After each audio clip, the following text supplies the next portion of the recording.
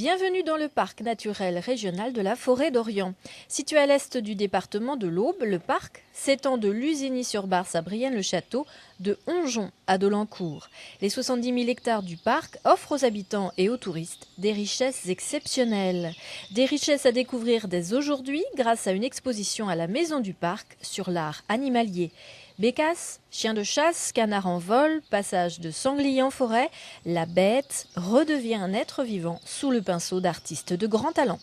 Nous comptons parmi ces artistes des artistes contemporains du territoire, notamment l'aquarelliste Sylvie Vernageot, et une collection inédite d'artistes anciens animaliers, parmi lesquels Lamotte, Lebert et Hénard.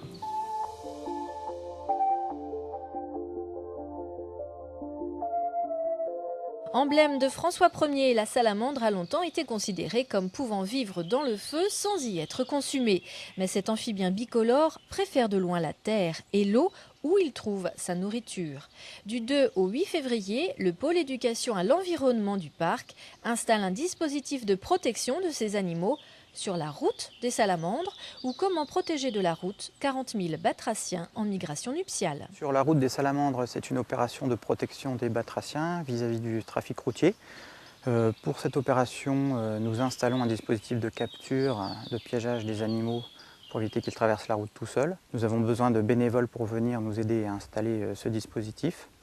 Et ensuite, nous pourrons, pendant 3 mois à peu près, capturer les animaux et les relâcher le long de leur trajet migratoire. Koa koa, noir à point jaune, vert à point noir. Si vous voulez voir la vie en couleur et faire un geste pour la nature, une autre sortie est proposée par le pôle éducation à l'environnement du parc le samedi 21 février. Cette opération installée depuis début février nous permettra d'observer les batraciens piégés dans leur migration. Nous pourrons identifier sur le site les salamandres, crapauds, tritons et grenouilles qui seront tombés dans la nuit dans les pièges pour ensuite les relâcher du côté du lac.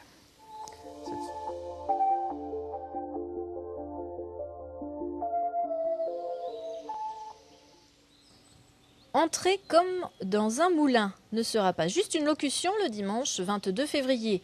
Elles seront en effet bien ouvertes, les portes du moulin de Doche. Alors, visiteurs, visiteuses, venez admirer le fruit du travail humain, la reconstruction par l'association des moulins à vent champenois d'un moulin du XVIIIe siècle.